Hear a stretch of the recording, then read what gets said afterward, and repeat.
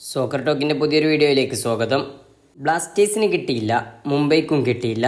തകർപ്പൻ ബ്രസീലിയൻ താരത്തെ സ്വന്തമാക്കാൻ ISL വമ്പന്മാർ. 2024-25 സീസണിൻ്റെ മുന്നോടിയായി തങ്ങളുടെ സ്ക്വാഡ് ശക്തിപ്പെടുത്താനുള്ള ശ്രമത്തിലാണ് എല്ലാ ISL ക്ലബ്ബുകളും. അതുകൊണ്ട് തന്നെ ഓരോ ദിവസവും കടന്നുപോകുന്നതനുസരിച്ച് ഒട്ടേറെ ട്രാൻസ്ഫർ അഭ്യൂഹങ്ങളാണ് പുറത്തു വരുന്നത്. നിലവിൽ ലഭിക്കുന്ന റിപ്പോർട്ടുകൾ പ്രകാരം നിലവിൽ ബംഗ്ലാദേശ് ക്ലബ്ബായ വസുന്ധര കിങ്സിന്റെ ബ്രസീലിയൻ മുന്നേറ്റ താരമായ റോബ്സൺ റോബിഞ്ഞോയെ ISL ക്ലബിലേക്ക് ചേരാനൊരുങ്ങുകയാണ്.